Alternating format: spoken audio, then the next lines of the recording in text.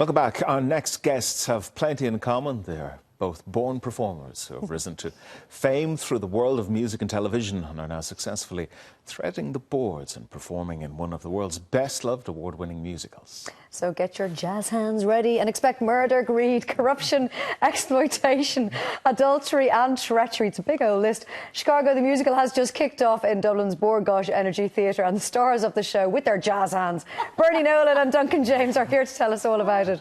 Guys, thank you very much for coming in, because I know last night was one of your opening nights. So yes, you could have done with the Lion, but you're here. We could have done with the Lion, but we couldn't resist coming in to see you. Well, thank you so much. We appreciate it. Now, I know it was received very well last night. Roaring applause, standing ovation, all the rest of it. But what I didn't realise about this musical, now I said this to Alan, he was aware of it, is that it's based on fact. Oh, yeah, it's based on actual events. Absolutely. Now, I might be the only person in the world who didn't know that. But maybe tell us a little bit about those facts. Well, I think, like, for instance, I play Mama Morton, and, of course, in the show came before the film. The musical came before the film. And everyone who's seen the film knows that Queen Latifah plays this part that I'm playing. But Mama Morton was a 5'2" little white woman, just like myself. A little midget like me. And no, I think everyone expects big Queen Latifah. You're playing Mama Morton? But this is how she was, you know. So you don't have to be big to be a strong woman. And you know, that's what I'm saying. The original story is based on... Oh, yeah, it's all based on fact. Yeah. And happening at an amazing time in Chicago in the 1920s when everything was going off in Chicago. Oh, yeah, I would like to have been there then, wouldn't you? Really? Yeah. Bit dangerous, bit dodgy. But, you know... Exciting? Very, very exciting. The show, I think that's what amazes people as well. The story is really good. I mean, obviously, the choreography is amazing and our dancers steal the show, you know. And, of course, we've got the brilliant Duncan James, just especially for Dublin, so, you know, you're just for Dublin. Just for Dublin. They brought me in for 2 weeks, yeah. so and I'm he's kind doing of amazing. in and out. He's brilliant, absolutely brilliant. And not Stefan isn't, who we normally have as well, but Duncan's great. And I want to say a big hello to our crew as well, who do a great job, especially Nick, who said if I didn't mention him, he'd turn my mic off. So it's a great show, but also what I was getting at was, obviously, choreography brilliant, music superb, but the story, there's a big, really strong story there, you know, so it's a really good show. Duncan, you're only in a 2-week run here in Dublin, but nonetheless, both of you guys are professionals. It still takes a degree of enthusiasm to get up there every night and give it your all. How do you do it? Do you switch up? Do you go to a different place? Well, it's quite interesting because the last time I did it was 5-6 years ago in the West End. So they asked me to come in just for the 2-week stint here in Dublin because I think they probably thought I knew it quite well. Have you completely forgotten it? Yeah, it was quite interesting because I only had like 4 days rehearsals before I jumped into it. So you kind of... It's like muscle memory. I was speaking to Bernie about it this morning. It's amazing how much you actually kind of remember, even though your brain forgets, if you know what I mean. It's there somewhere. It's kind of there at the back, but... And are you lepping about the place? Are you doing all the dancing as well as the singing? No, I don't do a lot of dancing, thankfully. OK, because I was about to say that would be a lot to do. We don't have to do the dancing. No, and also I'm very covered up, so don't worry about that. I'm not the one who gets anything out. So. I'm curious to know from your own perspective... Thanks for the reassurance.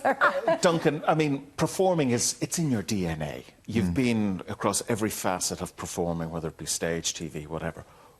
What area excites you more than anything else? I think it's, you know, that adrenaline that you get before you get on stage. I mean, I was really nervous yesterday on the opening night, and it's that literally moment of you're about to go on stage, and that feeling you get is like, whew, but that's what you do it for. I mean, that's why we are performers. It's that buzz, and it's that adrenaline, that rush that you get when you go out on stage. And live theatre is, you only get that in live theatre. Yeah. I mean, a lot of people see nerves as a negative thing, but you're actually seeing nerves as a positive thing. No, it's a good thing. If I don't ever get nervous for a show, then I know there's something wrong. The boss came up to me last night. He was backstage, the resident director, and he said, God, he's very nervous, you know. He says, get me nervous now. I said, that's a great thing. If he wasn't nervous... You'd be worried. Yeah, you know, because once you think you know everything, then that's when you should give up, you know. Yeah. And, Duncan, you haven't played in the venue before, in the Bord Gáis Energy Theatre. It's an amazing theatre. It is, yeah. Oh, it's amazing. Especially for a musical. The sound quality there is superb. It's amazing. And it was so nice to step out onto that stage when I got here and just to see it all, and it's so beautiful. And a big, huge, packed audience. And amazing. I have to say this. I mean, obviously, I'm Irish, so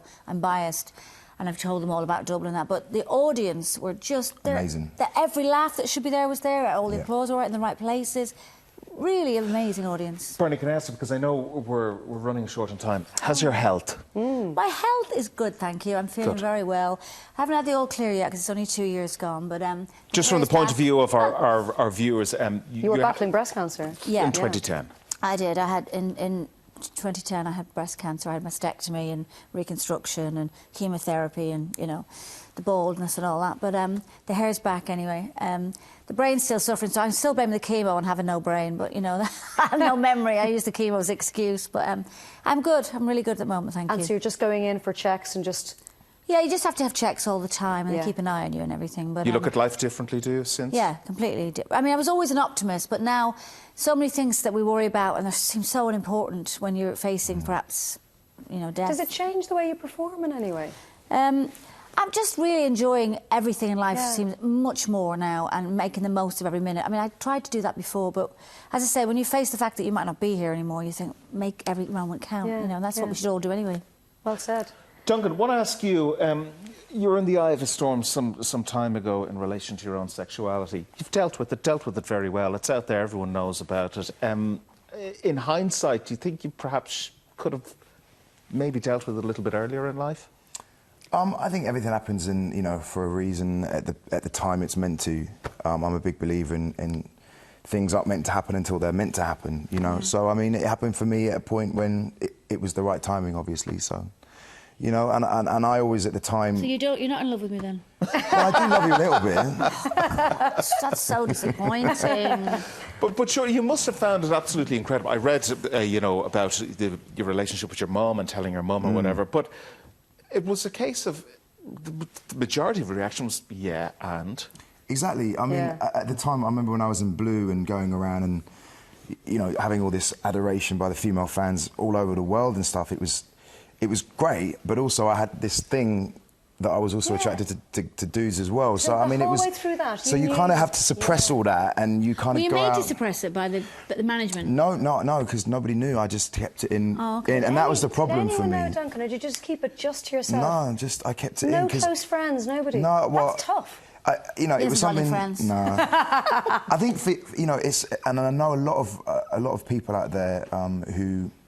Are gay or bisexual, and they feel that they can never tell anybody because they feel like it's a real bad thing to ever do, and they feel that their families won't accept them if they come out. And I know firsthand how that feeling is, and I know through friends that are in the closet, and it's absolutely a no. They would never tell anybody. You think a lot of people live their whole lives in denial, hiding that because they're scared. And I came out with the story and.